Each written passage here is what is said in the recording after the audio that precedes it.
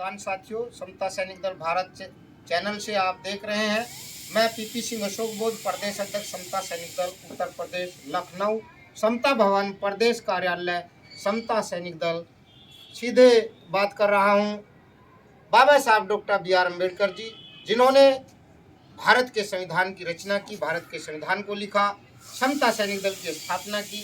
भारत में नारियों के मुक्तिदाता के रूप में नारियों को हक अधिकार देकर हिंदू कोड बिल ला करके 50% का अधिकार दिया। आज देश की सत्ता, देश की ताकत, देश की हुकूमत बाबा साहब डॉक्टर बी आर अम्बेडकर, जिन्होंने इस देश को सितारा बनाने का काम किया, इस देश को दुनिया का सबसे अच्छा लोकतंत्र देकर, सबसे अच्छा संविधान देकर, लोकतांत्रिक देश बनाकर ऐसे ऐसे गुंडे, मनवादी किस्म के लोग, तुच्छ श्रेणी के लोग, तुच्छ विचारधारा, संकीर्ण विचारों के लोग जो आज संसद में जाकर गुंडागर्दी और जेल में जाकर तड़ीपार जैसे लोग, वो संविधान की ताकत से, इस देश की लोकतंत्र की ताकत से, इस वोट के अधिकार की ताकत से आज संसद बनकर देश की सत्ता में बैठे हैं। शर्म आनी चाहिए ऐसे लोगों को जो बाबा साहब doctor B are Ambedkar ji पर सवाल करते हैं, उनके नाम से चिढ़ खाते हैं।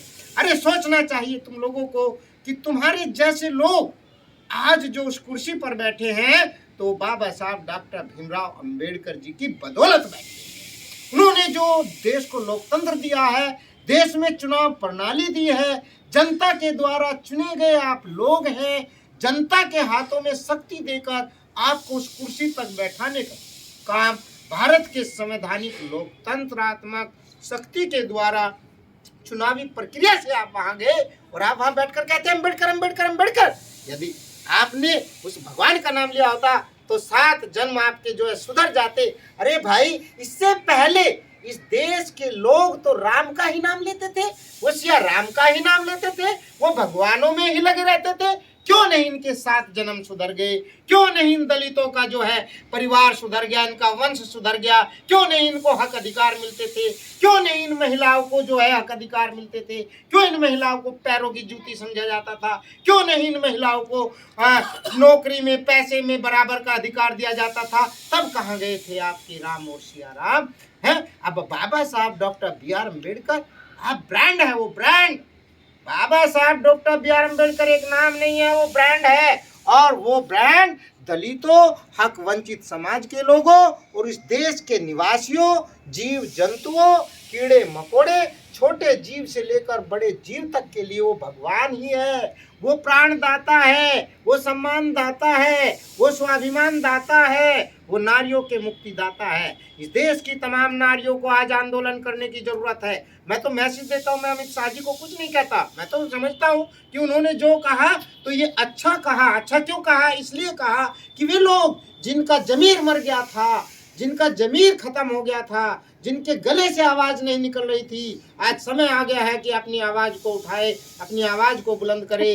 बाबा साहब पर हमला नहीं है, ये हमारे देश के अम्बेडकर वादियों पर, ये बाबा साहब के लिखे संविधान पर, इस देश के लोकतंत्र पर किया गया हमला है। इस देश के लोकतंत्र पर किया गया हमला, इस देश को लोकतंत्र खत्म करके राजतंत्र की ओर ले जाने वाला हमला है। इस देश की महिलाओं को क्रांति करनी होगी। यदि ये देश अम्बेडकर से आज माना जा रहा है, इस देश की महिलाओं को अम्बेडकर ने सम्मान दिया है, तो डॉक्टर भीमराव अम्बेडकर जी का नाम जब यहाँ नहीं होगा तो इन महिलाओं को फिर से गुलामी करनी होगी। आपको फिर से पैर की जूती बनना पड़ेगा, आपके हक अधिकार छीन लिए जाएंगे। आज महिलाओं के लिए बड़ा संदेश है। इसलिए मैं कहता हूँ कि ये जो उन्होंने कहा है, ये तो बाबा साहब पर बहुत ही तीखा प्रहार किया है। ये पहला प्रहार नहीं है। इससे पहले उन्होंने भारत की नई संसद बना करके बाबा साहब पर हमला किया। जिस संसद की पहचान बाबा साहब doctor B are Ambedkar ji से होती थी, उस संसद को इन्होंने हटाकर नई संसद बना दी। उस पर लोगों ने नहीं समझा, उस पर इस देश के अम्बेडकरवादियों ने नहीं समझा, इस देश की नेताओं ने नहीं समझा, इस देश की पार्टियों ने नहीं समझा। इस देश के तमाम लाखों संगठन बाबा साहब के नाम से रोटी खाने का काम कर रहे हैं, और बाबा साहब के नाम पर जब अपमानजनक टिप्पणी होती है तब आप घर में बैठ के जो है मजा लेते हैं, टीवी देखते हैं, आनंद लेते हैं। आप लोगों को शर्म आनी चाहिए और निकल जाइए घरों से बाहर। अब बाबा साहब के मान सम्मान स्वाभिमान की लड़ाई ये आ गई है, इसके लिए आपको लड़ना होगा, मरना होगा। और यदि हमारा जीवन है तो भाई वो बाबा साहब से है। मैं सीधा सीधा कहता हूँ, आज हम आप और तमाम साथी जो लोग हैं, हक वंचित समाज के जो लोग हैं, जो SC ST समाज के लोग हैं, जिनको दलित अछूत समाज कहा गया है, उनके पास कोई अधिकार नहीं था। आज यदि हमारे पास राइट है, आज हमारे पास स्वाभिमान है, आज हमारे पास घर और बंगले हैं, तो बाबा साहब डॉक्टर भीमराव अंबेडकर जी की बदौलत है, इस देश के संविधान की बदौलत है, इस देश के लोकतंत्र की बदौलत है। और अमित शाह जैसे तड़ीपार व्यक्ति, तुच्छ श्रेणी के लोगों को तो शर्म आनी चाहिए आपको। और हमारी जो देश की सरकार है, सत्ता है, वो संवैधानिक सत्ता है, वो लोकतांत्रिक सत्ता है। तो किसी व्यक्ति का यदि इस तीखा उसका विचार है, इतनी तीखी टिप्पणी वो संविधान निर्माता पर करते हैं, संविधान निर्माता का मतलब सिंबल ऑफ नॉलेज है इन द वर्ल्ड। उन्होंने पूरे दुनिया के अंदर ज्ञान की उपाधि प्राप्त की है, उनको ज्ञान का प्रतीक कहा गया है पूरी दुनिया में। एक बात। दूसरी बात, संयुक्त राष्ट्र अमेरिका में ओबामा जी ने कहा था सीधा कि यदि बाबा साहब डॉक्टर BR अम्बेडकर हमारे यहाँ पैदा होते तो मैं उनको son of the America, son of the world कहता। और वास्तव में सन ऑफ द वर्ल्ड रहे हैं। और उन्होंने नारियों के लिए सबसे ज्यादा काम जो किया है इस देश की नारियों के लिए किया है। तो ऐसे व्यक्ति जिन्होंने देश को लोकतंत्र दिया, यानी इस देश की यूनिटी को बनाया, इस देश को बनाने वाले, देश की नींव रखने वाले, देश में समता समानता बंधुता प्यार का विचार देने वाले राष्ट्र निर्माता पर तीखी टिप्पणी राष्ट्रद्रोही है।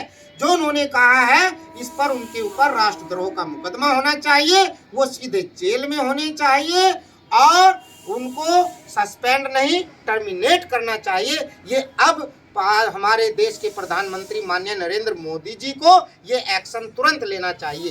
दूसरी बात, सबसे बड़ी बात, कि इस देश की महामहिम माननीय राष्ट्रपति महोदय जी ने चुप्पी साधी है। जो इस देश की हक वंचित दलित समाज से निकल करके इस देश की सबसे बड़ी कुर्सी पर बैठी है, माननीय राष्ट्रपति महोदय जी, आपके भगवान, आपके इष्ट, आपको उस कुर्सी तक ले जाने वाले, हमारे जैसे लोगों को देश की प्रथम कुर्सी देने वाले बाबा साहब पर की गई टिप्पणी आपके हमारे लिए, इस देश के लिए शर्मनाक है। वहां से अध्यादेश जारी होना चाहिए और ऐसे व्यक्ति को सीधे तड़ीपार वापस भेज देना चाहिए। यही बाबा साहब के लिए न्याय होगा, यही इस देश के लिए न्याय होगा और यही लोकतंत्र और संविधान का सम्मान होगा।